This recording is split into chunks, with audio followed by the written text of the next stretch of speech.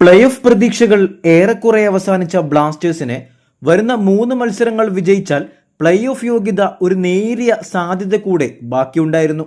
ആ ഒരു നേരിയ സാധ്യത പിടിച്ചു തന്നെ മികച്ച കളി പുറത്തെടുത്ത ബ്ലാസ്റ്റേഴ്സിനെ ഇന്ന് ജയം കൈക്കലാക്കിയെന്ന് തോന്നിപ്പിച്ചപ്പോൾ ഒടുവിൽ പടിക്കൽ കലമുടച്ചിരിക്കുകയാണ്. കോറോസിംഗിലൂടെ മികച്ച ഗോളുമായി ബ്ലാസ്റ്റേഴ്സ് 86-ാം മിനിറ്റ് വരെ നിന്നെങ്കിലും മിലോസിന്റെ ഓൺ ഗോൾ എന്തു പറയാനാ, നിർഭാഗ്യം, ഒടുവിൽ സമനില. പക്ഷേ എടുത്തു പറയേണ്ട കാര്യമാണ് ബ്ലാസ്റ്റേഴ്സിന് റഫറി നിഷേധിച്ച ദാനിഷ് നേടിയ ഗോൾ.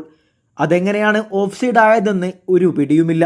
കൂടാതെ നിരവധി തീരുമാനങ്ങൾ റഫറി ബ്ലാസ്റ്റേഴ്സിനെതിരെ ഇന്ന് വിധിച്ചിട്ടുണ്ട്. എന്തെങ്കിലും ആവട്ടെ, എന്തായാലും ഈ സീസണിനോട് യാത്ര പറഞ്ഞതായി ഒഫീഷ്യൽ ആയിരിക്കുകയാണ് ബ്ലാസ്റ്റേഴ്സ്. ഇനി അടുത്ത സീസണിലെങ്കിലും ഈ നല്ലവരായ മാനേജ്മെന്റ് ആരാധകരെ വീണ്ടും മണ്ടന്മാരാക്കില്ലെന്ന് പ്രതീക്ഷിക്കാം.